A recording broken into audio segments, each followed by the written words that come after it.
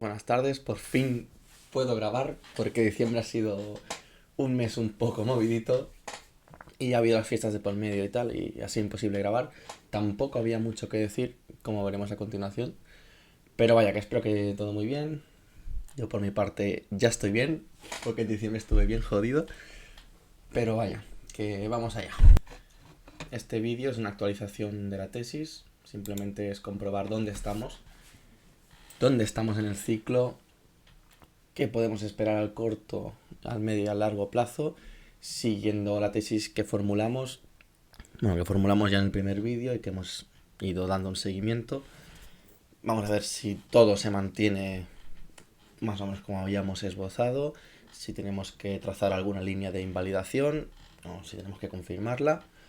Empezando por el corto plazo, sabemos que habíamos establecido que para el corto plazo estábamos en un momento risk on, en un momento donde había un blow off de los activos de riesgo, y tenemos que comprobar si esto sigue siendo así o ya ha cambiado la tendencia. El blow off principalmente se inicia desde esta inversión del ciclo de 4 años que se produjo en octubre del 2022. Ese half cycle low del ciclo de 4 años fue una inversión. Aquí estábamos demasiado bajistas. Se hablaba de recesión demasiado pronto, simplemente porque habían subido un poco los tipos de interés. Sí que es verdad que había un episodio de inflación galopante, que al medio plazo establecemos que no va a ser así. Y tras esa inversión se produce en los activos de riesgo, en este caso en los índices bursátiles, un blow off top que es prácticamente vertical, no sin trampas bajistas, pero generalmente la tendencia ha sido vertical y puede ser que siga siendo así. El blow off se ve mejor en la serie semanal y con este gráfico de una línea. O sea, nadie puede negar que esto es una pared vertical, que esto es completamente inusual y que puede durar mucho más, yo no digo que no. Esto es la plata, blow off top. Esto es el oro, blow off top. Y esto es el Nasdaq, blow off top.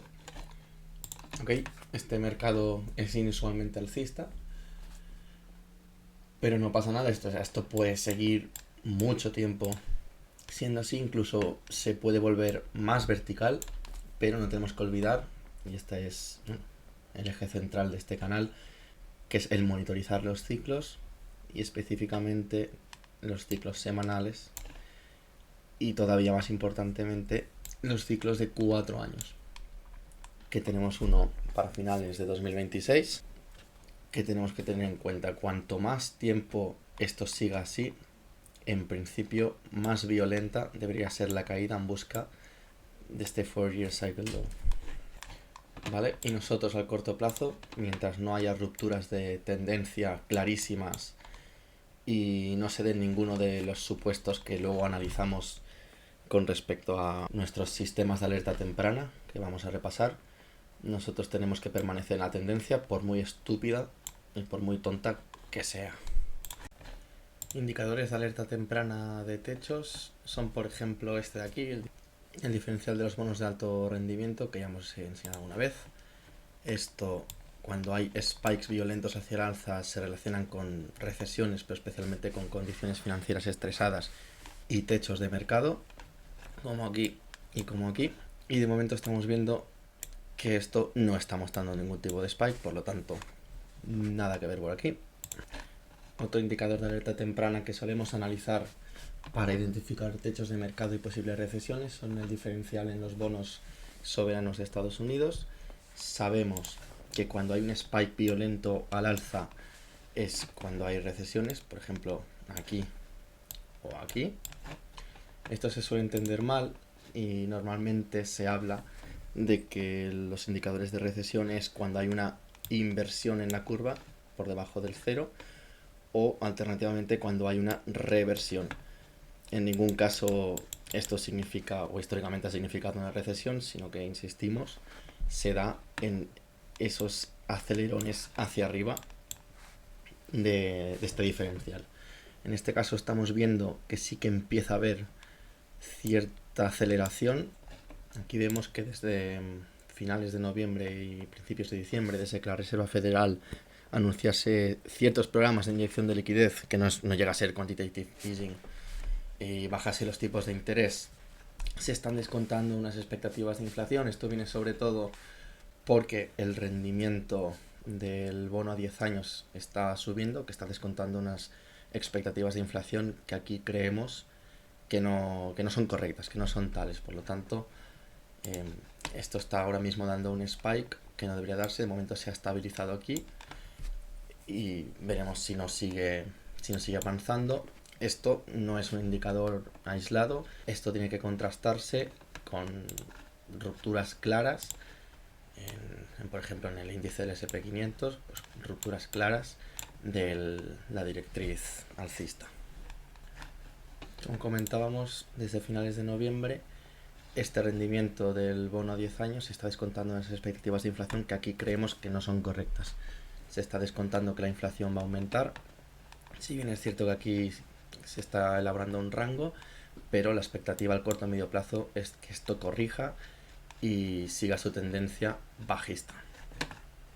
Por lo demás, parece que hemos confirmado ya los distintos weekly cycle low.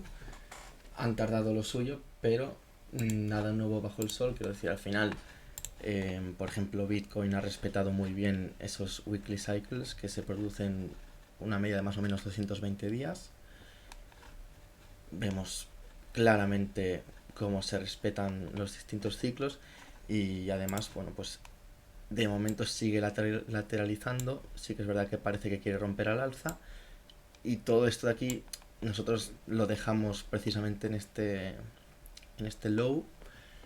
No debería sorprendernos, a veces los weekly cycle low tardan en formarse, como ha sucedido aquí, como sucedió aquí y como también ha sucedido aquí en otras ocasiones. Hablábamos de las distintas maneras que teníamos para confirmar un weekly cycle low. En este caso la ruptura del trendline, que tardó bastante en producirse, pero ya se ha producido. Y tampoco debemos olvidar de que en esta fase tardía del ciclo de 4 años, lo normal es que los distintos weekly cycle low que faltan para llegar al 4-year cycle low fallen, sean left translated y fallen, y el siguiente también, en búsqueda de este 4-year cycle low.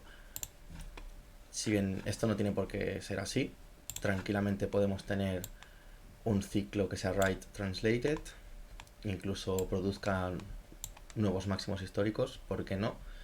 Pero sí teniendo en cuenta de que a finales de 2026 tenemos ese 4-year cycle low y por lo tanto podemos esperar, si esto se produce en este escenario, correcciones muy violentas.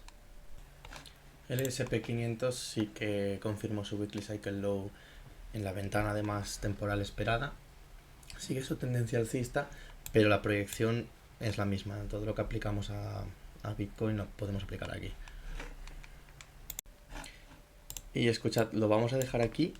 Este va a ser la primera parte, porque es que luego me salen vídeos putísimo largos. Lo vamos a dejar como que esta es la actualización al corto plazo, y el medio y largo plazo pues lo vemos mañana o mañana pasado. En el próximo vídeo será como una segunda parte de este, porque hay mucha información y muy interesante. Simplemente recordar a modo de síntesis, recordamos que el medio plazo es el inicio de ese mercado bajista, acompañado de una recesión o una desaceleración económica a través de los indicadores que monitorizamos y analizamos. También un marcado periodo de desinflación o incluso deflación. Y luego el largo plazo pues lo definíamos como que momento en el que se daba el 4-year cycle low y se iniciaba el nuevo ciclo, que es lo más interesante. Nada más por hoy. Un saludo.